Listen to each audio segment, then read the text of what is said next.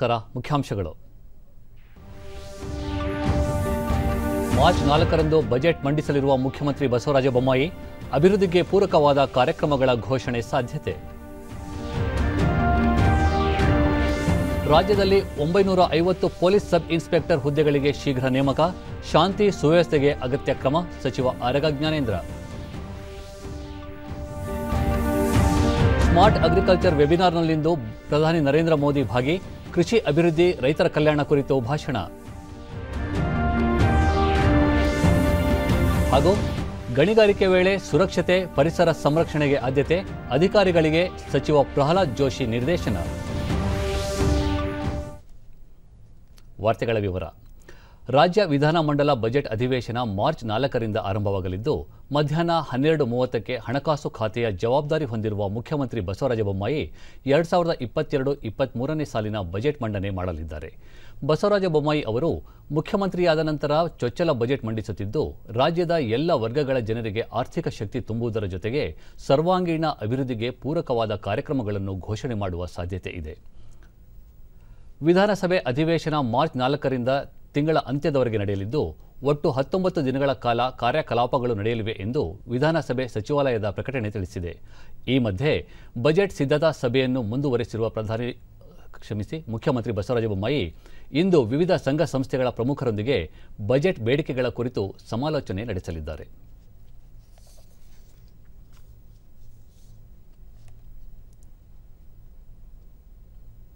ಕೋಲಾರ ಮತ್ತು ಕೆಜಿಎಫ್ ಜಿಲ್ಲಾ ಪೊಲೀಸ್ ವಿಭಾಗಗಳ ಪರಿಶೀಲನಾ ಸಭೆಯನ್ನು ಗೃಹ ಸಚಿವ ಆರಗ ಜ್ಞಾನೇಂದ್ರ ಕೋಲಾರದಲ್ಲಿ ನಡೆಸಿದರು. ಈ ಸಂದರ್ಭದಲ್ಲಿ ಕೇಂದ್ರ ವಲಯ ಐಜಿಪಿ ಚಂದ್ರಶೇಖರ್, ಕೋಲಾರ ಜಿಲ್ಲಾ ಪೊಲೀಸ್ ವರಿಷ್ಠಾಧಿಕಾರಿ ದೇವರಾಜ್ ಸೇರಿದಂತೆ ಹಿರಿಯ ಅಧಿಕಾರಿಗಳು ಉಪಸ್ಥಿತರಿದ್ದರು.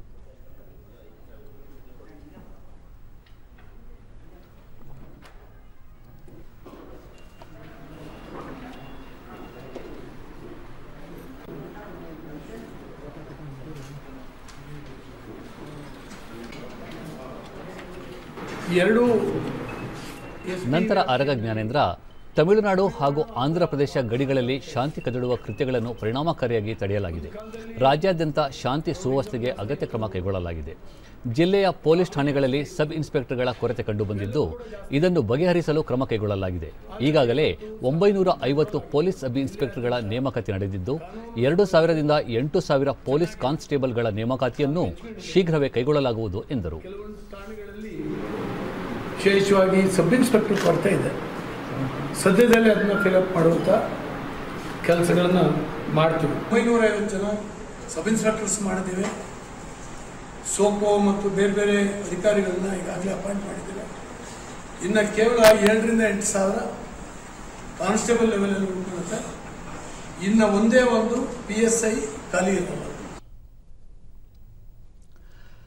ಮುಖ್ಯಮಂತ್ರಿ ಬಸವರಾಜ ಬೊಮ್ಮಾಯಿ ಬೆಂಗಳೂರಿನಲ್ಲಿ ನಿನ್ನೆ ಹಿಂದೂ ಧಾರ್ಮಿಕ ದತ್ತಿ ಸಂಸ್ಥೆಗಳು ಮತ್ತು ಧರ್ಮಾದಾಯ ದತ್ತಿಗಳ ಇಲಾಖೆ, ಸಮಗ್ರ ದೇವಸ್ಥಾನಗಳ ನಿರ್ವಹಣಾ ವ್ಯವಸ್ಥೆ ಮತ್ತು ದೈವ ಸಂಕಲ್ಪ ಯೋಜನೆಗಳನ್ನು ಲೋಕಾರ್ಪಣೆ ಮಾಡಿದರು.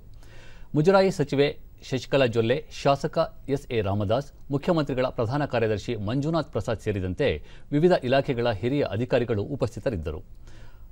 ನಂತರ ಮುಖ್ಯಮಂತ್ರಿ ರಾಜ್ಯದ ಉತ್ತರ, ದಕ್ಷಿಣ ಮತ್ತು ಕರಾವಳಿ ಭಾಗದಲ್ಲಿ ದೇವಸ್ಥಾನ ಪ್ರವಾಸೋದ್ಯಮಕ್ಕೆ ವಿಪುಲ ಅವಕಾಶಗಳಿವೆ. ಸ್ಮಾರಕ ಪ್ರವಾಸೋದ್ಯಮಕ್ಕೂ ಅವಕಾಶವಿದ್ದು, ಇದಕ್ಕೆ ಉತ್ತೇಜನ ನೀಡುವ ಸಂಬಂಧ ದೇವಸ್ಥಾನ ಹಾಗೂ ಸ್ಮಾರಕ ಪ್ರವಾಸೋದ್ಯಮವನ್ನು ಸಂಯೋಜಿಸಿ ಟೂರಿಸಂ ಸರ್ಕ್ಯೂಟ್ ನಿರ್ಮಾಣ ಮಾಡುವಂತೆ ಅಧಿಕಾರಿಗಳಿಗೆ ಸೂಚಿಸಿದರು. ದೇವಸ್ಥಾನಗಳಲ್ಲಿ ಅಗತ್ಯ ಸೌಲಭ್ಯಗಳನ್ನು ಒದಗಿಸಲು ಮಾಸ್ಟರ್ ಪ್ಲಾನ್ ಸಿದ್ಧಪಡಿಸಬೇಕು. ದೇವಸ್ಥಾನಗಳ ಆಸ್ತಿಗಳನ್ನು ಸಂರಕ್ಷಿಸಿ ಉತ್ತಮ ರೀತಿಯಲ್ಲಿ ನಿರ್ವಹಣೆ ಮಾಡುವತ್ತ ಗಮನಹರಿಸಬೇಕು. ದೇವಸ್ಥಾನಗಳ ಆವರಣದಲ್ಲಿ ಸ್ವಚ್ಛತೆ ಕಾಪಾಡಲು ಆದ್ಯತೆ ನೀಡಬೇಕು ಎಂದು ಅವರು ತಿಳಿಸಿದರು.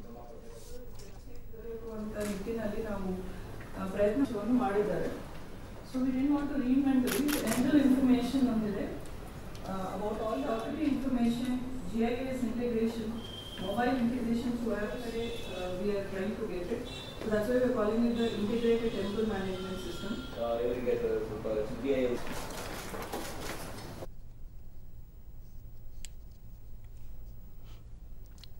ಕೇಂದ್ರ ಬಜೆಟ್ ಅನುಕೂಲ ಮತ್ತು ಅನುಷ್ಠಾನದ ಕುರಿತು ದೇಶದ ಜನರಿಗೆ ಮಾಹಿತಿ ನೀಡುವ ಉದ್ದೇಶದಿಂದ ಕೇಂದ್ರ ಸರ್ಕಾರ ಇಲಾಖಾವಾರು ಕಾರ್ಯಕ್ರಮಗಳ ಕುರಿತು ಪ್ರತಿನಿತ್ಯ ಮಾಹಿತಿ ನೀಡುತ್ತಿದೆ. ಇದರ ಮುಂದುವರಿದ ಭಾಗವಾಗಿ ಪ್ರಧಾನಿ ನರೇಂದ್ರ ಮೋದಿ ಅವರಿಂದು ಕೇಂದ್ರ ಬಜೆಟ್ನಲ್ಲಿ ಸ್ಮಾರ್ಟ್ ಅಗ್ರಿಕಲ್ಚರ್ ಕುರಿತು ವೆಬಿನಾರ್ನಲ್ಲಿ ಭಾಗವಹಿಸಲಿದ್ದಾರೆ. ಸ್ಮಾರ್ಟ್ ಅಗ್ರಿಕಲ್ಚರ್ಗೆ ಸಂಬಂಧಿಸಿದಂತೆ ಬಜೆಟ್ನಲ್ಲಿ ಘೋಷಿಸಿರುವ ಯೋಜನೆ, ಕಾರ್ಯಕ್ರಮಗಳ ಸಕಾರಾತ್ಮಕ ಅನುಷ್ಠಾನ ಮತ್ತು ಸಮಗ್ರ ಕೃಷಿ ಅಭಿವೃದ್ಧಿ, ರೈತರ ಕಲ್ಯಾಣಕ್ಕೆ ಕೇಂದ್ರ ಸರ್ಕಾರ ಜಾರಿಗೆ ತಂದಿರುವ ಕಾರ್ಯಕ್ರಮಗಳ ಕುರಿತು ಮಾಹಿತಿ ನೀಡಲಿದ್ದಾರೆ. ಕೇಂದ್ರ ಸಂಸದೀಯ ವ್ಯವಹಾರ ಮತ್ತು ಕಲ್ಲಿದ್ದಲು ಸಚಿವ ಪ್ರಹ್ಲಾದ್ ಜೋಶಿ ಅಧ್ಯಕ್ಷತೆಯಲ್ಲಿ ಸಂಸತ್ ಭವನದಲ್ಲಿ ನಿನ್ನೆ ಕಲ್ಲಿದ್ದಲು ಸಚಿವಾಲಯದ ಸಂಸದೀಯ ಸಮಾಲೋಚನಾ ಸಮಿತಿ ಸಭೆ ನಡೆಯಿತು. ಕಲ್ಲಿದ್ದಲು ಖಾತೆ ರಾಜ್ಯ ಸಚಿವ ರಾವ್ ಸಾಹೇಬ್ ಪಾಟೀಲ್ ದಾನ್ವೆ, ಇಲಾಖೆಯ ಹಿರಿಯ ಅಧಿಕಾರಿಗಳು, ಕೋಲ್ ಇಂಡಿಯಾ ಲಿಮಿಟೆಡ್ ಅಧಿಕಾರಿಗಳು ಸಭೆಯಲ್ಲಿ ಉಪಸ್ಥಿತರಿದ್ದರು. ಸಭೆಯಲ್ಲಿ ಪ್ರಹ್ಲಾದ್ ಜೋಶಿ, ಕಲ್ಲಿದ್ದಲು ಮತ್ತು ಗಣಿಗಾರಿಕೆ ಅತ್ಯಂತ ಒತ್ತಡದ ಕ್ಷೇತ್ರಗಳಾಗಿದ್ದು, ಗಣಿಗಾರಿಕೆ ವೇಳೆ ಸುರಕ್ಷತೆ, ಪರಿಸರ ಸಂರಕ್ಷಣೆ ಮತ್ತು ಸುಸ್ಥಿರತೆಗೆ ಆದ್ಯತೆ ನೀಡಬೇಕು. ಪರಿಸರ ನಿಯಮಗಳನ್ನು ಕಟ್ಟುನಿಟ್ಟಾಗಿ ಪಾಲಿಸಲು ಆದ್ಯತೆ ನೀಡಬೇಕು ಎಂದು ಸೂಚಿಸಿದರು. ಕಲ್ಲಿದ್ದಲು ಗಣಿಗಳ ಪರಿಸರ ಸುಸ್ಥಿರತೆಯ ಬಗ್ಗೆ ಸಲಹೆ, ಮಾರ್ಗದರ್ಶನ, ಯೋಜನೆ ಮತ್ತು ಮೇಲ್ವಿಚಾರಣೆಗಾಗಿ ಸಚಿವಾಲಯದಲ್ಲಿ ಸುಸ್ಥಿರ ಅಭಿವೃದ್ಧಿ ಕೋಶ ಎಸ್ಡಿಸಿ ರಚನೆ ಕುರಿತು ಕಲ್ಲಿದ್ದಲು ಸಚಿವಾಲಯದ ಕಾರ್ಯದರ್ಶಿಯವರು ಸಮಿತಿಗೆ ವಿವರಿಸಿದರು. ಚರ್ಚೆ ವೇಳೆ ಪರಿಸರ ಸಂರಕ್ಷಣೆ ಮತ್ತು ಸಮಾಜಕ್ಕೆ ಅನುಕೂಲವಾಗುವಂತೆ ಕಲ್ಲಿದ್ದಲು ಮತ್ತು ಕಂದಿದ್ದಲು ಉದ್ದಿಮೆಗಳು ಕೈಗೊಂಡಿರುವ ಕಾರ್ಯಕ್ರಮಗಳನ್ನು ಸಮಿತಿ ಸದಸ್ಯರು ಶ್ಲಾಘಿಸಿದರು. ಭಾರತದ ಕೋವಿಡ್-19 ಲಸಿಕಾ ಅಭಿಯಾನ ಕುರಿತು ಹಾರ್ವರ್ಡ್ ವಿಶ್ವವಿದ್ಯಾಲಯ ನಡೆಸಿರುವ ಅಧ್ಯಯನ ವರದಿಯನ್ನು ಕೇಂದ್ರ ಆರೋಗ್ಯ ಮತ್ತು ಕುಟುಂಬ ಕಲ್ಯಾಣ ಸಚಿವ ಡಾಕ್ಟರ್ ಮನ್ಸುಖ್ ಮಾಂಡವೀಯ ದೆಹಲಿಯಲ್ಲಿ ನಿನ್ನೆ ಬಿಡುಗಡೆ ಮಾಡಿದರು. ನಂತರ ಮಾತನಾಡಿದ ಅವರು, ಭಾರತದ ಲಸಿಕಾ ಆಂದೋಲನವನ್ನು ಅರ್ಥ ಮಾಡಿಕೊಳ್ಳಲು ಈ ಅಧ್ಯಯನ ವರದಿ ಸಹಾಯಕವಾಗಲಿದೆ. ಅಧ್ಯಯನದಲ್ಲಿ ಪ್ರಧಾನಮಂತ್ರಿ ನರೇಂದ್ರ ಮೋದಿ ಅವರ ಸಮರ್ಥ ನಾಯಕತ್ವ ಮತ್ತು ದೂರದೃಷ್ಟಿ ಸ್ಪಷ್ಟವಾಗಿ ಗೋಚರವಾಗುತ್ತದೆ ಎಂದು ಅವರು ತಿಳಿಸಿದರು. ಹಾರ್ವರ್ಡ್ ವಿಶ್ವವಿದ್ಯಾಲಯದ ಮಾರ್ಕ್ ಎಸ್ಪೋಸಿಟೋ, ವೈವಿಧ್ಯತೆಯ ಹೊರತಾಗಿಯೂ ಸಾಂಕ್ರಾಮಿಕ ಸಂದರ್ಭದಲ್ಲಿ ಭಾರತವು ತಂತ್ರಜ್ಞಾನವನ್ನು ಬಳಸಿಕೊಂಡು ರಾಷ್ಟ್ರೀಯ ಬಿಕ್ಕಟ್ಟನ್ನು ಪರಿಹರಿಸಿದೆ. ಮಾತ್ರವಲ್ಲದೆ ಭವಿಷ್ಯದ ಸಮಸ್ಯೆಗಳನ್ನು ಎದುರಿಸಲು ತಂತ್ರಜ್ಞಾನವನ್ನು ನವೀನವಾಗಿ ಬಳಸುವ ಕುರಿತು ವಿಶ್ವಕ್ಕೆ ಒಂದು ನೀಲನಕ್ಷೆ ರಚಿಸಿಕೊಟ್ಟಿದೆ ಎಂದು ಶ್ಲಾಘಿಸಿದರು. ಉತ್ಪಾದನಾ ವಲಯದಲ್ಲಿ ವಿದೇಶಿ ನೇರ ಹೂಡಿಕೆಗೆ ಭಾರತವು ಜಾಗತಿಕ ಗಮ್ಯತಾಣವಾಗಿದೆ ಎಂದು ಕೇಂದ್ರ ವಿಜ್ಞಾನ ಮತ್ತು ತಂತ್ರಜ್ಞಾನ ಖಾತೆ ರಾಜ್ಯ ಡಾಕ್ಟರ್ ಜಿತೇಂದ್ರ ಸಿಂಗ್ ತಿಳಿಸಿದ್ದಾರೆ. 28ನೇ ಭಾರತ ಸಿಂಗಾಪುರ್ ತಂತ್ರಜ್ಞಾನ ಸಮಾವೇಶದಲ್ಲಿ ನಿನ್ನೆ ಮಾತನಾಡಿ, ಉದಯೋನ್ಮುಖ ಐಟಿ ತಂತ್ರಜ್ಞಾನಗಳಾದ ಬ್ಲಾಕ್ ಚೈನ್, ನ್ಯಾನೋ ತಂತ್ರಜ್ಞಾನ, ಕ್ವಾಂಟಮ್ ಕಂಪ್ಯೂಟಿಂಗ್, ಅಂತರ್ಜಾಲ ಸಂಬಂಧಿತ ತಂತ್ರಜ್ಞಾನ, ಕೃತಕ ಬುದ್ಧಿಮತ್ತೆ ಸೇರಿದಂತೆ ಸುಧಾರಿತ ತಂತ್ರಜ್ಞಾನಗಳ ಅನುಶೋಧನೆಯ 25 ಪ್ರಮುಖ ರಾಷ್ಟ್ರಗಳ ಗುಂಪಿಗೆ ಸೇರಲು ಭಾರತ ಆಕಾಂಕ್ಷೆ ಹೊಂದಿದೆ ಎಂದರು. ಸ್ವದೇಶದಲ್ಲಿ ಉತ್ಪಾದನೆ ಆಂದೋಲನದ ಸಹಾಯದಿಂದ ಭಾರತವೀಗ ಉನ್ನತ ತಂತ್ರಜ್ಞಾನದ ಜಾಗತಿಕ ಉತ್ಪಾದನಾ ತಾಣವಾಗಿ ರೂಪುಗೊಳ್ಳುವತ್ತ ಹೆಜ್ಜೆ ಇಡುತ್ತಿದೆ. ಅಪಾರ ಸಂಖ್ಯೆಯ ಉತ್ಪಾದನಾ ಘಟಕಗಳು ಸ್ಥಾಪನೆಯಾಗುತ್ತಿವೆ ಎಂದು ತಿಳಿಸಿದರು. ಪ್ರಧಾನಿ ನರೇಂದ್ರ ಮೋದಿ ನೇತೃತ್ವದ ಭಾರತದಲ್ಲಿ 1200 ಸಂಶೋಧನಾ ಸಂಸ್ಥೆಗಳು ಕಾರ್ಯನಿರ್ವಹಿಸುತ್ತಿದ್ದು, ಸರ್ಕಾರ ಅನುದಾನ ಒದಗಿಸುತ್ತಿದೆ. ಕೈಗಾರಿಕಾ ಕ್ಷೇತ್ರ ಮತ್ತು ಶಿಕ್ಷಣ ವಲಯದ ಸಹಭಾಗಿತ್ವದಲ್ಲಿ ದೇಶದಲ್ಲಿ ಈಗ ಅನುಶೋಧನಾ ಆರ್ಥಿಕತೆಯ ಯುಗಕ್ಕೆ ಸಿದ್ಧತೆ ನಡೆಯುತ್ತಿದೆ ಎಂದರು. ಸಿಂಗಾಪುರದ ಸಾರಿಗೆ ಮತ್ತು ವ್ಯಾಪಾರ ಸಂಬಂಧಗಳ ಸಚಿವ ಎಸ್ ಈಶ್ವರನ್, ಭಾರತ ಮತ್ತು ಸಿಂಗಾಪುರ ನಡುವಿನ ದ್ವಿಪಕ್ಷೀಯ ವ್ಯಾಪಾರ 35% ಹೆಚ್ಚಳವಾಗಿದ್ದು, 2020-21ರಲ್ಲಿ $19.8 ಶತಕೋಟಿ ನಿಂದ $26.8 ಶತಕೋಟಿ ಗೆ ಏರಿಕೆ ಕಂಡಿದೆ ಎಂದರು. ಉತ್ತರ ಪ್ರದೇಶ ವಿಧಾನಸಭೆಯ 4ನೇ ಹಂತದ ಚುನಾವಣೆಗೆ ನಿನ್ನೆ ಸುಗಮ ಮತದಾನ ನಡೆಯಿತು. ಒಟ್ಟಾರೆ 58% ಮಂದಿ ತಮ್ಮ ಹಕ್ಕು ಚಲಾಯಿಸಿದ್ದಾರೆ. 4ನೇ ಹಂತದಲ್ಲಿ ನಿನ್ನೆ 9 ಜಿಲ್ಲೆಗಳಲ್ಲಿ ಪರಿಶಿಷ್ಟ ಜಾತಿಗೆ ಮೀಸಲಾದ 16 ಪರಿಶಿಷ್ಟ ಜಾತಿಗೆ ಮೀಸಲಾದ ಕ್ಷೇತ್ರಗಳೂ ಸೇರಿದಂತೆ 59 ವಿಧಾನಸಭಾ ಕ್ಷೇತ್ರಗಳಿಗೆ ಮತದಾನ ನಡೆಯಿತು. ಪಿಲಿಭಿತ್, ಲಖೀಂಪುರ ಖೇರಿ, ಸೀತಾಪುರ್, ಲಖನೌ, ಹರ್ದೋಯಿ, ಉನ್ನಾವೋ, ರಾಯ್ಬರೇಲಿ, ಫತೇಪುರ್ ಮತ್ತು ಬಾಂಡಾ ಜಿಲ್ಲೆಗಳ ವಿಧಾನಸಭಾ ಕ್ಷೇತ್ರಗಳು ಇದರಲ್ಲಿ ಸೇರಿವೆ. ರಕ್ಷಣಾ ಸಚಿವ ರಾಜನಾಥ್ ಸಿಂಗ್ ಲಖನೌದಲ್ಲಿ ಮತ ಚಲಾಯಿಸಿದರು. 59 ಕ್ಷೇತ್ರಗಳ ವಿಧಾನಸಭಾ ಕ್ಷೇತ್ರಗಳಲ್ಲಿ 624 ಅಭ್ಯರ್ಥಿಗಳು ಕಣದಲ್ಲಿದ್ದಾರೆ. ಒಟ್ಟು 2.13 ಕೋಟಿ ಮತದಾರರಿದ್ದು, ಈ ಪೈಕಿ 1.14 ಕೋಟಿ ಪುರುಷರು, 99.3 ಲಕ್ಷ ಮಹಿಳೆಯರು, 966 ಮಂದಿ ತೃತೀಯ ಲಿಂಗಿಗಳು ಮತ ಚಲಾವಣೆಗೆ ಅರ್ಹತೆ ಪಡೆದಿದ್ದಾರೆ. 24,643 ಮತಗಟ್ಟೆಗಳಲ್ಲಿ ಮತದಾನಕ್ಕೆ ವ್ಯವಸ್ಥೆ ಮಾಡಲಾಗಿದೆ. 5ನೇ ಸುತ್ತಿನ ಚುನಾವಣಾ ಪ್ರಚಾರಕ್ಕೆ ಇಂದು ತೆರೆ ಬೀಳಲಿದೆ. ಈ ಹಿನ್ನೆಲೆಯಲ್ಲಿ ವಿವಿಧ ರಾಜಕೀಯ ಪಕ್ಷಗಳ ಪ್ರಚಾರ ಬಿರುಸುಗೊಂಡಿದೆ.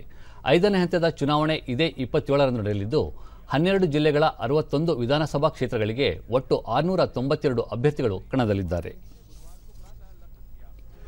रायबरेली सदर सीट से भाजपा प्रत्याशी और पूर्व कांग्रेसी नेता अदिति सिंह ने लालपुर चौहान पोलिंग बूथ पर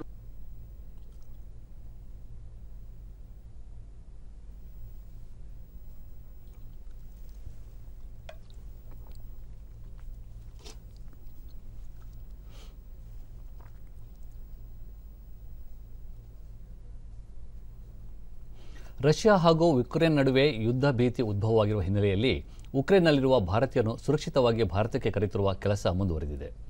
ಇಂದು ಮತ್ತು ನಾಡಿದ್ದು ಏರ್ ಇಂಡಿಯಾದ ಇನ್ನೂ 2 ವಿಶೇಷ ವಿಮಾನಗಳು ಭಾರತ ಮತ್ತು ಉಕ್ರೇನ್ ನಡುವೆ ಸಂಚರಿಸಲಿವೆ. ಅಲ್ಲದೆ ನಾಳೆ ಫೆಬ್ರವರಿ 27 ಮತ್ತು ಮಾರ್ಚ್ 6ರಂದು 4 ವಿಮಾನಗಳು ಕೈವ್ನಿಂದ ದೆಹಲಿಗೆ ಹೊರಡಲಿವೆ. ಈಗಾಗಲೇ ಏರ್ ಇಂಡಿಯಾ ವಿಮಾನ ಪೂರ್ಣ ಸಾಮರ್ಥ್ಯದ ಪ್ರಯಾಣಿಕರೊಂದಿಗೆ ಮೊನ್ನೆ ರಾತ್ರಿ ಕೀವ್ನಿಂದ ದೆಹಲಿಯ ಇಂದಿರಾ ಗಾಂಧಿ ಅಂತಾರಾಷ್ಟ್ರೀಯ ವಿಮಾನ ನಿಲ್ದಾಣಕ್ಕೆ ಬಂದಿಳಿದಿತ್ತು. ಒಟ್ಟು 242 ಪ್ರಯಾಣಿಕರು ಸ್ವದೇಶಕ್ಕೆ ಮರಳಿದರು. ಇದಕ್ಕೂ ಮುನ್ನ ಉಕ್ರೇನ್ಗೆ ಏರ್ ಇಂಡಿಯಾದ ಯಾವುದೇ ವಾಣಿಜ್ಯಾತ್ಮಕ ವಿಮಾನಗಳು ಕಾರ್ಯಾರಂಭವಾಗಿರಲಿಲ್ಲ. ಆದಾಗ್ಯೂ ಏರ್ ಇಂಡಿಯಾ ಉಕ್ರೇನ್ನಲ್ಲಿರುವ ಭಾರತೀಯರನ್ನು ಕರೆತರುವ ಕಾರ್ಯ ಕೈಗೊಂಡಿದೆ. ಬೇಡಿಕೆಗನುಸಾರವಾಗಿ ಇತರ ಭಾರತೀಯ ವಿಮಾನಯಾನ ಸಂಸ್ಥೆಗಳು ಕೂಡ ವಿಮಾನ ಸೇವೆ ಆರಂಭಿಸುವ ಸಾಧ್ಯತೆ ಇದೆ. ಹೆಚ್ಚಿದ ಬಿಗುವಿನ ವಾತಾವರಣ ಮತ್ತು ಪ್ರಸ್ತುತದಲ್ಲಿನ ಅನಿಶ್ಚಿತ ಪರಿಸ್ಥಿತಿಯಿಂದಾಗಿ ಹೆಚ್ಚುವರಿ ವಿಮಾನಗಳನ್ನು ಕೂಡ ವ್ಯವಸ್ಥೆ ಮಾಡಲಾಗಿದೆ ಎಂದು ಉಕ್ರೇನ್ನಲ್ಲಿರುವ ಭಾರತೀಯ ರಾಯಭಾರಿ ಅಧಿಕಾರಿಗಳು ತಿಳಿಸಿದ್ದಾರೆ. ಪ್ರಸ್ತುತ air Arabia, fly Dubai, Qatar Airways ಮತ್ತಿತರ ವಿಮಾನಯಾನ ಸಂಸ್ಥೆಗಳು ಉಕ್ರೇನ್ನಿಂದ ಭಾರತಕ್ಕೆ ವಿಮಾನ ಸೇವೆ ಆರಂಭಿಸಿವೆ. ಏರ್ಲೈನ್ಸ್ ಕಚೇರಿಗಳು, ವೆಬ್ಸೈಟ್, ಕಾಲ್ ಸೆಂಟರ್ಗಳು ಮತ್ತು ಅಧಿಕೃತ ಟ್ರಾವೆಲ್ ಏಜೆಂಟ್ಸ್ಗಳ ಮೂಲಕ ಬುಕಿಂಗ್ ಮಾಡಬಹುದಾಗಿದೆ ಎಂದು ರಾಯಭಾರಿ ಅಧಿಕಾರಿಗಳು ಮಾಹಿತಿ ನೀಡಿದ್ದಾರೆ. ರಾಜ್ಯದಲ್ಲಿ ನಿನ್ನೆ ಹೊಸದಾಗಿ 667 ಕೋವಿಡ್ ಪ್ರಕರಣಗಳು ದೃಢಪಟ್ಟಿದ್ದು, ಇದರೊಂದಿಗೆ ಒಟ್ಟು ಸೋಂಕು ಪ್ರಕರಣಗಳ ಸಂಖ್ಯೆ 39,38,699ಕ್ಕೆ ಏರಿಕೆಯಾಗಿದೆ. ನಿನ್ನೆ 1,674 ಮಂದಿ ಗುಣಮುಖರಾಗಿದ್ದು, ಇದುವರೆಗೂ ಗುಣಮುಖರಾದವರ ಒಟ್ಟು ಸಂಖ್ಯೆ 38,89,448ಕ್ಕೆ ತಲುಪಿದೆ. ನಿನ್ನೆ 21 ಮಂದಿ ಸಾವನ್ನಪ್ಪಿದ್ದು, ಒಟ್ಟಾರೆ ಮೃತಪಟ್ಟವರ ಸಂಖ್ಯೆ 39,866ಕ್ಕೆ ಏರಿಕೆಯಾಗಿದೆ. ಸದ್ಯ ರಾಜ್ಯದಲ್ಲಿ 9,378 ಸಕ್ರಿಯ ಪ್ರಕರಣಗಳಿವೆ ಎಂದು ಆರೋಗ್ಯ ಮತ್ತು ಕುಟುಂಬ ಕಲ್ಯಾಣ ಇಲಾಖೆ ತಿಳಿಸಿದೆ. ಬೆಂಗಳೂರಿನಲ್ಲಿ 368 ಮಂದಿಗೆ ಸೋಂಕು ತಗುಲಿದ್ದು, ಒಟ್ಟು ಸೋಂಕು ಪ್ರಕರಣಗಳ ಸಂಖ್ಯೆ 17,77,093ಕ್ಕೆ ಏರಿಕೆಯಾಗಿದೆ. 849 ಮಂದಿ ಗುಣಮುಖರಾಗಿದ್ದು, ಇದುವರೆಗೆ ಒಟ್ಟು 17,55,476 ಮಂದಿ ಗುಣಮುಖರಾಗಿದ್ದಾರೆ. ಸದ್ಯ 4,759 ಸಕ್ರಿಯ ಪ್ರಕರಣಗಳಿವೆ. 15 ಮಂದಿ ಮೃತಪಟ್ಟಿದ್ದು, ಇದುವರೆಗೂ ಒಟ್ಟು 16,857 ಮಂದಿ ಸಾವನ್ನಪ್ಪಿದ್ದಾರೆ. ರಾಜ್ಯದಲ್ಲಿ ಕೋವಿಡ್ ಸೋಂಕು ಪ್ರಕರಣಗಳ ಶೇಕಡಾವಾರು ಪ್ರಮಾಣ 0.91ರಷ್ಟಿದ್ದು, ಸೋಂಕಿನಿಂದ ಮೃತಪಟ್ಟವರ ಶೇಕಡಾವಾರು ಪ್ರಮಾಣ 3.14ರಷ್ಟಿದೆ ಎಂದು ಆರೋಗ್ಯ ಇಲಾಖೆ ತಿಳಿಸಿದೆ. ರಾಜ್ಯದ ವಿವಿಧ ಜಿಲ್ಲೆಗಳಲ್ಲಿ ದಾಖಲಾಗಿರುವ ಸೋಂಕು ಪ್ರಕರಣಗಳ ಸಂಖ್ಯೆ ಈ ರೀತಿ ಇದೆ.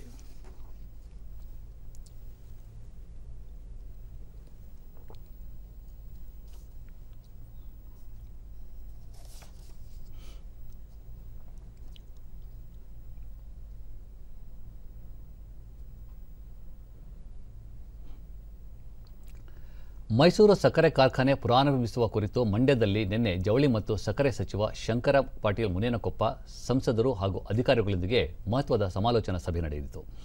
ಈ ಸಂದರ್ಭದಲ್ಲಿ ಮಂಡ್ಯ ಸಂಸದರಾದ ಸುಮಲತಾ ಅಂಬರೀಶ್, ಶಾಸಕರಾದ ಡಾ ಅನ್ನದಾನಿ, ಎಂ ಶ್ರೀನಿವಾಸ್, ಡಿಸಿ ತಮ್ಮಣ್ಣ, ವಿಧಾನ ಪರಿಷತ್ ಸದಸ್ಯರಾದ ದಿನೇಶ್ ಗೂಳಿಗೌಡ ಸೇರಿದಂತೆ ಮತ್ತಿತರರು ಉಪಸ್ಥಿತರಿದ್ದರು.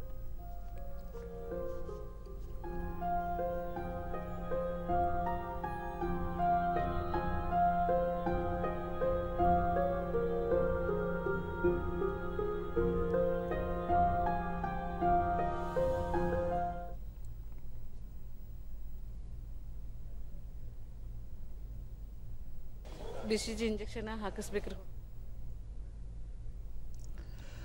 ಬಳಿಕ ಸುದ್ದಿಗಾರರೊಂದಿಗೆ ಶಂಕರ ಪಾಟೀಲ್ ಮುನೇನಕೊಪ್ಪ 2019-20ರಿಂದ ಸ್ಥಗಿತಗೊಂಡಿದ್ದ ಮೈಸೂರು ಸಕ್ಕರೆ ಕಾರ್ಖಾನೆಯನ್ನು ಶೀಘ್ರದಲ್ಲೇ ಆರಂಭಿಸಲು ಸಭೆಯಲ್ಲಿ ತೀರ್ಮಾನಿಸಲಾಗಿದೆ. ಐತಿಹಾಸಿಕ ಹಿನ್ನೆಲೆಯನ್ನು ಹೊಂದಿರುವ ಸಕ್ಕರೆ ಕಾರ್ಖಾನೆಯನ್ನು ಪುನಶ್ಚೇತನಗೊಳಿಸಿ ರೈತರಿಗೆ ಅನುಕೂಲ ಕಲ್ಪಿಸಲು ನಿರ್ಧರಿಸಲಾಗಿದೆ ಎಂದರು.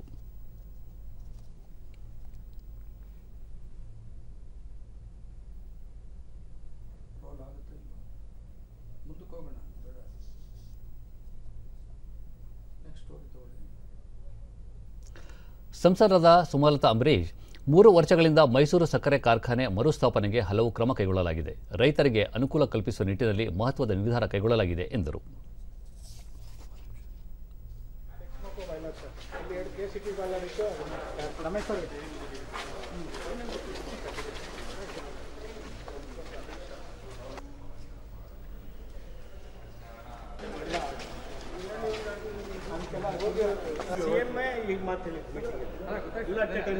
ನಡೆಸ್ತಾರೆ ಬಿಡ್ರಿ, ಟೈಮ್ ಕೊಡೋಣ. ಇನ್ನೂ 2 ವರ್ಷಕ್ಕಾಗುತ್ತದು. 1 ವರ್ಷಕ್ಕೆ ಅಂತ ಸಿಎಂ ಹೇಳಿದ್ರು. ಮಲಿಕೆ ಬೇಗೌಡರು ಇಲ್ಲ 2 ವರ್ಷಕ್ಕೆ ಅಂದ್ರು. ಈಗಾಗಲೇ ಮೈ ಶುಗರನ್ನು ನಾನು ಸದನದಲ್ಲಿ ಕೂಡ ಕೆಳಮನೆ ಮೇಲ್ಮನೆಯಲ್ಲಿ ಕೂಡ ಒಂದು ಭರವಸೆಯನ್ನು ಕೊಟ್ಟಿದ್ದೇನೆ. ಈಗಾಗಲೇ ರಾಜ್ಯದ ಮುಖ್ಯಮಂತ್ರಿಗಳು ಒಂದು ತಾಂತ್ರಿಕ ವರದಿ ಸಮಿತಿಯನ್ನು ಮಾಡಿ ಒಂದು ವರದಿಯನ್ನು ತರಿಸ್ಕೊಂಡು ಒಂದು ತಾಂತ್ರಿಕವಾಗಿರ್ತಕ್ಕಂಥ ವಿಚಾರವನ್ನು, ಒಂದು ಆರ್ಥಿಕವಾಗಿರ್ತಕ್ಕಂಥ ವಿಚಾರವನ್ನು ಇವತ್ತು ಸಮಿತಿ ರಚನೆಯನ್ನು ಮಾಡಿ ಅದಕ್ಕೆ ಗಡುವನ್ನು ಕೊಟ್ಟು ಒಂದು 4Gಯನ್ನು ಕೂಡ ನಾವು ಮಂಜೂರು ಮಾಡಿ ಇವತ್ತು ನಾನು ಮಂಡ್ಯದಲ್ಲಿ ಬಂದಿದ್ದೇನೆ. 4Gಯನ್ನು ಕೊಟ್ಟು ನಾನು ಇಲ್ಲಿ ಬಂದಿದ್ದೇನೆ. ಈ ವರ್ಷದ ಅವಧಿಯಲ್ಲಿ ನಾವು ಮೈ ಶುಗರನ್ನು ಇವತ್ತು ಪ್ರಾರಂಭ ಮಾಡಿನಲ್ಲಿ ನಮ್ಮ ಸರ್ಕಾರ ರೈತರ ಹಿತವನ್ನು ಗಮನದಲ್ಲಿಟ್ಕೊಂಡು ಆ ಕಾರ್ಯವನ್ನು ನಾವು ಮಾಡ್ತಕ್ಕಂಥದ್ದನ್ನು ಇವತ್ತು ಒಂದು ಕಾಲಮಿತಿಯಲ್ಲಿ ಮಾಡ್ತೀವಿ ಅನ್ನುವಂಥದ್ದನ್ನು ನಾನು ಹೇಳಲಿಕ್ಕೆ ಬಯಸ್ತೇನೆ. ಈಗಾಗಲೇ ತಾಂತ್ರಿಕ ಸಮಿತಿಯನ್ನು ರಚನೆ ಮಾಡಿದ್ದೀವಿ. ಇವತ್ತು ಆರ್ಥಿಕ ಕೇಂದ್ರ ಸರ್ಕಾರದ ಮಹತ್ವಾಕಾಂಕ್ಷೆ ಯೋಜನೆಗಳಲ್ಲಿ ಒಂದಾದ ಮಿಷನ್ ಇಂದ್ರಧನುಷ್ ಬೆಳಗಾವಿ ಜಿಲ್ಲೆಯಲ್ಲಿ ಯಶಸ್ವಿಯಾಗಿ ಅನುಷ್ಠಾನಗೊಂಡಿದ್ದು 99% ಮಕ್ಕಳಿಗೆ ಲಸಿಕೆ ನೀಡಿಕೆ ಗುರಿ ಸಾಧಿಸಲಾಗಿದೆ.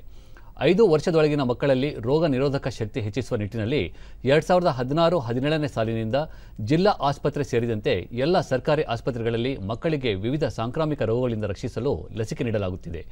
ಗ್ರಾಮೀಣ ಪ್ರದೇಶಗಳಲ್ಲಿ ಆಶಾ ಕಾರ್ಯಕರ್ತೆಯರು ಮತ್ತು ಆರೋಗ್ಯ ಸಹಾಯಕರು ವಿಶೇಷ ಶಿಬಿರಗಳನ್ನು ಆಯೋಜಿಸುವುದರ ಜೊತೆಗೆ ಮನೆ ಮನೆಗೆ ತೆರಳಿ ಲಸಿಕೆ ನೀಡುತ್ತಿದ್ದಾರೆ.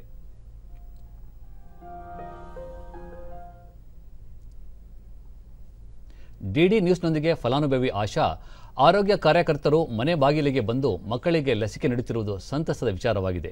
ಮಕ್ಕಳ ಆರೋಗ್ಯ ದೃಷ್ಟಿಯಿಂದ ಲಸಿಕೆ ನೀಡುವುದು ಸೂಕ್ತವೆಂದು ಅಭಿಪ್ರಾಯಪಟ್ಟರು. ಬಂದೇವ್ರೀಗ ನಿನ್ನ ಫೋನ್ ಹಚ್ಚಿರಿ ಡಾಕ್ಟರ್ಗವ್ರಿ ತೋರ್ಸಕ್ಕೆ ಬಂದೇವ್ರಿ. ಈ ಪ್ರತಿಯೊಂದು ಮಗುಗೂ BCG ಇಂಜೆಕ್ಷನ್ ಕೊಡ್ಬೇಕ್ರಿ, ಆರೋಗ್ಯವಾಗಿರ್ತಾರ ಮಗುರಿ. ಎಲ್ಲ ಮಕ್ಕಳಲ್ಲಿ ಜಿಲ್ಲಾ ಆಸ್ಪತ್ರೆಯ ಮಕ್ಕಳ ಚಿಕಿತ್ಸಾ ವಿಭಾಗದ ಮುಖ್ಯಸ್ಥ ಶೈಲೇಶ್ ಪಾಟೀಲ್ ತಮ್ಮ ಆಸ್ಪತ್ರೆಯಲ್ಲಿ ಸುಮಾರು 40ರಿಂದ 50 ಮಕ್ಕಳಿಗೆ ಲಸಿಕೆ ನೀಡಲಾಗುತ್ತಿದೆ ಎಂದು ಮಾಹಿತಿ ನೀಡಿದರು. ಎಲ್ಲ ಗೌರ್ಮೆಂಟ್ ಆಸ್ಪತ್ರೆಯಲ್ಲಿ ಸಿಗ್ತದೆ. ಸೊ ಇದರಲ್ಲೇ ಟೋಟಲ್ 12 ಇನ್ಫೆಕ್ಷನ್ಸ್, ಅತಿ ಸೀರಿಯಸ್ ಆಗಿ ಇರುವ ಇನ್ಫೆಕ್ಷನ್ಸ್ ಮೇಲೆ ಇದು ಲಸಿಕೆಯನ್ನು ಕೊಡ್ತಾರೆ. ಸೊ ನಾವೆಲ್ಲರೂ ಕೂಡಿ ಎಲ್ಲ ಮಕ್ಕಳಿಗೆ 5 ವರ್ಷಕ್ಕಿಂತ ಕೆಳಗೆ ಇದ್ದ ಮಕ್ಕಳಿಗೆ ಈ ಲಸಿಕೆಯನ್ನು ಕೊಡಬೇಕು. ನಿಯಮಿತವಾಗಿ ಹಂತಲ್ಲಿ ಒಂದು ಜಿಲ್ಲಾ ಆರೋಗ್ಯ ಇಲಾಖೆಯ ಲಸಿಕೀಕರಣ ಅಧಿಕಾರಿ ಈಶ್ವರಪ್ಪ ಗಡಾದ ಬೆಳಗಾವಿ ಜಿಲ್ಲೆಯಲ್ಲಿ ಮಿಷನ್ ಇಂದ್ರಧನುಷ್ ಯೋಜನೆ ಯಶಸ್ವಿಯಾಗಿ ಅನುಷ್ಠಾನಗೊಂಡಿದ್ದು ಗ್ರಾಮೀಣ ಪ್ರದೇಶಗಳಲ್ಲಿ ವಿಶೇಷ ಶಿಬಿರಗಳನ್ನು ಆಯೋಜಿಸುವ ಮೂಲಕ ಲಸಿಕೆ ನೀಡಲಾಗುತ್ತಿದೆ ಎಂದು ತಿಳಿಸಿದರು. ಭೇಟಿ ನೀಡಿ ಮಕ್ಕಳು ಏನಾದರೂ ಯಾವ ಅನಾರೋಗ್ಯ ಅಥವಾ ಸಣ್ಣಪುಟ್ಟ ಡಯರಿಯಾ ಅಥವಾ ಕೆಮ್ಮು ನೆಗಡಿ ಇಂಥ ಏನಾದರೂ ತೊಂದರೆಗಳಿದ್ದರೆ ಅಂಥವ್ರನ್ನ ಬಿಟ್ಟು ಅವರು ಆರಾಮಾದ ಒಳಗೆ ಹಾಕಕ್ಕೆ ಬರ್ತದೆ ಅನ್ನುವಂಥ ದೃಷ್ಟಿಯಿಂದ ಎಲ್ಲ ಆರಾಮಾಗಿರುವಂಥ ಮಕ್ಕಳನ್ನು ಲಿಸ್ಟ್ ಮಾಡ್ಕೊಂಡಿರ್ತಾರೆ. ಸೊ ನಾವು ಆ ಹಳ್ಳಿಗೆ ಹೋಗಿ ಆ ಮಕ್ಕಳಿಗೆ ವ್ಯಾಕ್ಸಿನೇಷನ್ ಹಾಕುವಂಥ ಕಾರ್ಯವನ್ನು ನಿರಂತರವಾಗಿ ನಾವು ಮಾಡ್ತಾ ಬಂದಿದ್ದೀವಿ.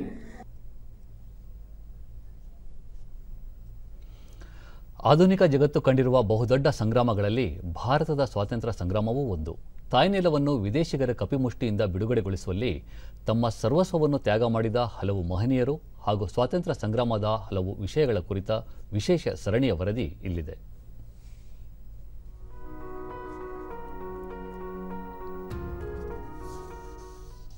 ಮಹಾತ್ಮ ಗಾಂಧಿಯವರು ಫೆಬ್ರವರಿ 24, 1919ರಂದು ರೌಲೆಟ್ ಆಕ್ಟ್ ಅನ್ನು ವಿರೋಧಿಸಿ ಆಂದೋಲನವನ್ನು ಆರಂಭಿಸಿದ್ದರು ಹಾಗೂ ಮುಂಬಯಿಯಲ್ಲಿ ಸತ್ಯಾಗ್ರಹ ಸಭೆಯನ್ನು ಸ್ಥಾಪಿಸಿದ್ದರು.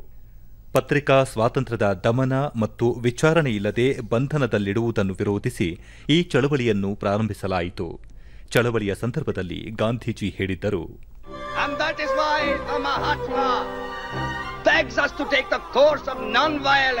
ನಮ್ಮ ಆತ್ಮವಿಶ್ವಾಸದಿಂದ ನಾವು ಮೋಕ್ಷವನ್ನು, ತೊಂದರೆಗಳನ್ನು ಎದುರಿಸಿ ಪಡೆಯುತ್ತೇವೆಯೇ ಹೊರತು ಬ್ರಿಟಿಷರು ನಿರ್ದಯವಾಗಿ ಹೇರಿದ ಸುಧಾರಣೆಗಳ ಮೂಲಕ ಅಲ್ಲ ಎಂದು ನನಗೆ ಸಂಪೂರ್ಣ ನಂಬಿಕೆ ಇದೆ.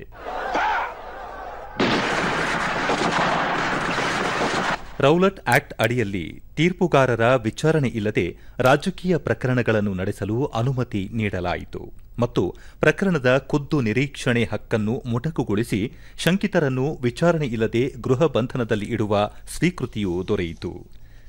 ಸ್ವಾತಂತ್ರ್ಯ ಹೋರಾಟಗಾರರು ಈ ಕಠೋರ ಅಧಿನಿಯಮವನ್ನು ವಿರೋಧಿಸಲಾರಂಭಿಸಿದರು. ಇದರ ಪರಿಣಾಮವಾಗಿ 1919ರ ಮಾರ್ಚ್ ಮತ್ತು ಏಪ್ರಿಲ್ನಲ್ಲಿ ದೇಶದಲ್ಲಿ ಗಮನಾರ್ಹ ರಾಜಕೀಯ ಜಾಗೃತಿ ಉಂಟಾಯಿತು. ಬೃಹತ್ ಪ್ರತಿಭಟನೆ ಹಾಗೂ ಮೆರವಣಿಗೆಗಳು ನಡೆದವು. ಏಪ್ರಿಲ್ 9ರಂದು ಸ್ಥಳೀಯ ನಾಯಕರಾದ ಸೈಫುದ್ದೀನ್ ಕಿಚಲು ಮತ್ತು ಸತ್ಯಪಾಲ್ರನ್ನು ಅಮೃತಸರದಿಂದ ಗಡೀಪಾರು ಮಾಡಲಾಯಿತು. ಸ್ಥಳೀಯ ನಾಯಕರ ಬಂಧನದಿಂದಾಗಿ ಬ್ರಿಟಿಷರ ನೆಲೆಗಳ ಮೇಲೆ ದಾಳಿಗಳು ನಡೆದವು. ಏಪ್ರಿಲ್ 11ರಂದು ಜನರಲ್ ಡಯರ್ ಮಾರ್ಷಲ್ ಕಾನೂನನ್ನು ಜಾರಿಗೊಳಿಸಿದನು.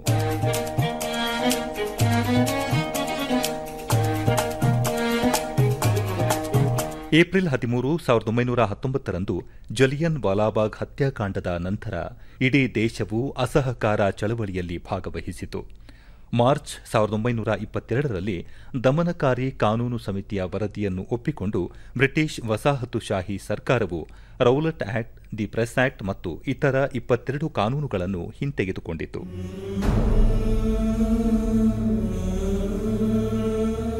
ಇಂದು ನಾವು ಸ್ವಾತಂತ್ರ್ಯ ಹೋರಾಟಗಾರ ನೈನೂರಾಮ್ ಅವರನ್ನೂ ಸಹ ಸ್ಮರಿಸುತ್ತಿದ್ದೇವೆ. ಇವರು ಜನಿಸಿದ್ದು ಫೆಬ್ರವರಿ 24, 1892ರಂದು ಇಂದಿನ ಮಧ್ಯಪ್ರದೇಶದ ಮಂದಸೌರ್ ಜಿಲ್ಲೆಯಲ್ಲಿ. ನೈನೂರಾಮ್ ರವರು ಕೋಟಾ ರಿಯಾಸತ್ನಲ್ಲಿ ಸಬ್ ಇನ್ಸ್ಪೆಕ್ಟರ್ ಆಗಿದ್ದರು. ನಂತರ ಸ್ವಾತಂತ್ರ್ಯ ಚಳವಳಿಯನ್ನು ಸೇರಿಕೊಂಡರು. ಇವರು 1920, 1926ರ ಅವಧಿಯಲ್ಲಿ ಕೋಟಾದ ಹಡೌತಿ ರಾಜಸ್ಥಾನ ಸೇವಾ ಸಂಘದ ಅಧ್ಯಕ್ಷರಾದರು ಮತ್ತು ಬಂಧಿತ ಕಾರ್ಮಿಕರ ಕೂಲಿಯನ್ನು ಕೊನೆಗಾಣಿಸಲು ಹಾಗೂ ಕೃಷಿ ಸಮಸ್ಯೆಗಳನ್ನು ಪರಿಹರಿಸಲು ಬರಾಡ್ ಮತ್ತು ಬೂಂದಿಯ ಸಂತ್ರಸ್ತ ಜನರನ್ನು ಒಗ್ಗೂಡಿಸಿದರು. 1922ರಲ್ಲಿ ಅವರನ್ನು ಬಂಧಿಸಿ ಬೂಂದಿ ರಿಯಾಸತ್ನ ಜೈಲಿಗೆ ಕಳುಹಿಸಲಾಯಿತು. 1926ರಿಂದ 1936ರವರೆಗೆ ನೈನೂರಾಮ್ ಅವರು ಕೋಟಾದ ಹಡೌತಿ ರಾಜ್ಯ ಪ್ರಜಾಮಂಡಲದ ಅಧ್ಯಕ್ಷರಾಗಿದ್ದರು. ಇವರು 1934ರಿಂದ 1936ರವರೆಗೆ ಕೋಟಾ ರಾಜ್ಯ ಪ್ರಜಾಮಂಡಳಿಯ ಕಾರ್ಯಕಾರಿ ಸದಸ್ಯರಾಗಿಯೂ ಸೇವೆಯನ್ನು ಸಲ್ಲಿಸಿದರು ಹಾಗೂ ಮೇ 1939ರಲ್ಲಿ ಮಂಗ್ರೂಲ್ನಲ್ಲಿ ಅದರ 4ನೇ ಅಧಿವೇಶನದ ಅಧ್ಯಕ್ಷರಾಗಿ ಆಯ್ಕೆಯಾದರು. ಉದಾರವಾದಿ ಮತ್ತು ಜಾತ್ಯತೀತ ನಾಯಕರಾಗಿ ನೈನೂರಾಮ್ ಕೋಟಾ ರಿಯಾಸತ್ನಲ್ಲಿ ಪ್ರಜಾಪ್ರಭುತ್ವ ಸರ್ಕಾರಕ್ಕಾಗಿ ಪ್ರತಿಪಾದಿಸಿದರು. ಅಕ್ಟೋಬರ್ 14, 1941ರಂದು ರಾಮ್ಗಂಜ್ ಮಂಡಿಯಿಂದ ತನ್ನ ಸ್ವಗ್ರಾಮವಾದ ನಿಮಾಣಕ್ಕೆ ಹೋಗುತ್ತಿದ್ದಾಗ ಇವರು ನಿಗೂಢ ರೀತಿಯಲ್ಲಿ ಕೊಲೆಯಾದರು. ಮಹಾನ್ ಭಾರತೀಯನಿಗೆ ನಮ್ರ ಶ್ರದ್ಧಾಂಜಲಿಗಳು. ಸ್ವಾತಂತ್ರ್ಯ ಹೋರಾಟಗಾರ ಬೋಂದೋಕಾ ಭೋತ್ರಾ ಅವರನ್ನೂ ಕೂಡ ನಾವಿಂದು ನೆನಪಿಸಿಕೊಳ್ಳುತ್ತಿದ್ದೇವೆ. ಅವರು ಫೆಬ್ರವರಿ 24, 1943ರಂದು ನಿಧನರಾದರು. ಬೋಂದೋಕಾ ಭೋತ್ರಾ ಅವರು ಒಡಿಶಾದಲ್ಲಿ ಮಹಾತ್ಮ ಗಾಂಧಿಯವರ ರಾಷ್ಟ್ರವ್ಯಾಪಿ ಚಳವಳಿಯ ಕರೆಯ ಮೇರೆಗೆ 1942ರಲ್ಲಿ ಭಾರತ ಬಿಟ್ಟು ತೊಲಗಿ ಚಳವಳಿಯಲ್ಲಿ ಭಾಗವಹಿಸಿದರು. ಅವರನ್ನು ಬಂಧಿಸಿ ನಬರಂಗಪುರ ಜೈಲಿಗೆ ಕಳುಹಿಸಲಾಯಿತು. ಜೈಲಿನಲ್ಲಿ ಕೆಟ್ಟ ಸ್ಥಿತಿ ಮತ್ತು ವೈದ್ಯಕೀಯ ಆರೈಕೆಯ ಕೊರತೆಯಿಂದಾಗಿ ಅವರು ಅನಾರೋಗ್ಯಕ್ಕೆ ಒಳಗಾದರು. ಅವರನ್ನು ಫೆಬ್ರವರಿ 15, 1943ರಂದು ಆಸ್ಪತ್ರೆಗೆ ದಾಖಲಿಸಲಾಯಿತು. ನಂತರ ಕೋರಾಪುಟ್ ಜೈಲಿಗೆ ಕಳುಹಿಸಲಾಯಿತು. ಜೈಲಿನಲ್ಲಿ ಅವರು ಫೆಬ್ರವರಿ 24, 1943ರಂದು ನಿಧನರಾದರು. ಭಾರತ ಮಾತೆಯ ಮಹಾನ್ ಪುತ್ರ ಬೋಂದೋಕಾ ಭೋತ್ರಾ ಅವರಿಗೆ ನಮ್ಮ ವಿನಮ್ರ ಶ್ರದ್ಧಾಂಜಲಿಗಳು.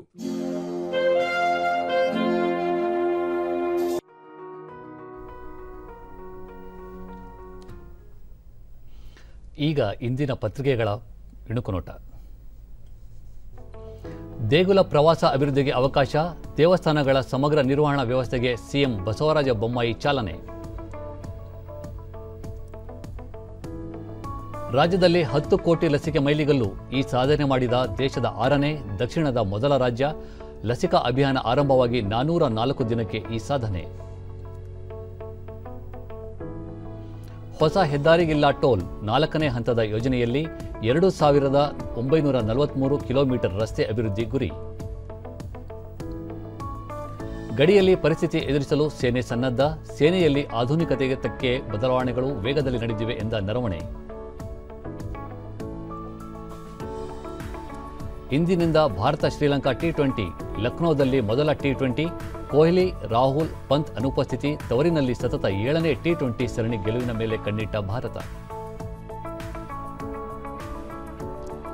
ಇವು ಇಂದಿನ ಪತ್ರಿಕೆಗಳ ಪ್ರಮುಖ ಸುದ್ದಿ. ಉಳಿದಂತೆ ಪರೀಕ್ಷಾ ಸಮಯ ಬದಲು, ಕೆಇಎ ಮಾರ್ಚ್ 12ರಿಂದ ಸಹಾಯಕ ಪ್ರಾಧ್ಯಾಪಕರ ಹುದ್ದೆ ನೇಮಕಾತಿ ಪರೀಕ್ಷೆ. ಮಾರ್ಚ್ 27ಕ್ಕೆ ಚಿತ್ರಸಂತೆಗೆ ಚಾಲನೆ, ಮುಖ್ಯಮಂತ್ರಿಗಳಿಂದ ಕಾರ್ಯಕ್ರಮ ಉದ್ಘಾಟನೆ. ಬೆಳಗ್ಗೆ 8ರಿಂದ ರಾತ್ರಿ 8ರವರೆಗೂ ವಿಶಿಷ್ಟ ಸಂತೆ. ಗ್ರಾಮ ಮಟ್ಟಕ್ಕೆ ಕನ್ನಡ ಸಾಹಿತ್ಯ ಪರಿಷತ್ ಡಾಕ್ಟರ್ ಮಹೇಶ್ ಜೋಶಿ ಹೇಳಿಕೆ, ನೂತನ ಅಧ್ಯಕ್ಷರಿಗೆ ತರಬೇತಿ ಶಿಬಿರ. ಕೊರೋನಾ ಹೊಡೆತಕ್ಕೆ ನಲುಗಿದ ಮೆಟ್ರೋ, ಕಳೆದ ವರ್ಷ ಬರೋಬ್ಬರಿ 905 ಕೋಟಿ ನಷ್ಟ. ಲಾಕ್ಡೌನ್, ಜನರ ಓಡಾಟಕ್ಕೆ ನಿರ್ಬಂಧ, ಕಂಪನಿಗಳ ವರ್ಕ್ ಫ್ರಂ ಹೋಮ್, ಕೇವಲ 2 ರಿಂದ 3 ತಿಂಗಳ ಸೇವೆ.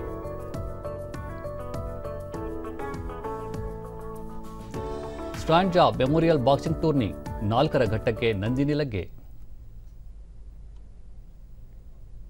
ಕೊನೆಯಲ್ಲಿ ಮತ್ತೊಮ್ಮೆ ಮುಖ್ಯಾಂಶಗಳು. ಮಾರ್ಚ್ 4ರಂದು ಬಜೆಟ್ ಮಂಡಿಸಲಿರುವ ಮುಖ್ಯಮಂತ್ರಿ ಬಸವರಾಜ ಬೊಮ್ಮಾಯಿ, ಅಭಿವೃದ್ಧಿಗೆ ಪೂರಕವಾದ ಕಾರ್ಯಕ್ರಮಗಳ ಘೋಷಣೆ ಸಾಧ್ಯತೆ. ರಾಜ್ಯದಲ್ಲಿ 950 ಪೊಲೀಸ್ ಸಬ್ ಇನ್ಸ್ಪೆಕ್ಟರ್ ಹುದ್ದೆಗಳಿಗೆ ಶೀಘ್ರ ನೇಮಕ, ಶಾಂತಿ ಸುವ್ಯವಸ್ಥೆಗೆ ಅಗತ್ಯ ಕ್ರಮ, ಸಚಿವ ಆರಗ ಜ್ಞಾನೇಂದ್ರ.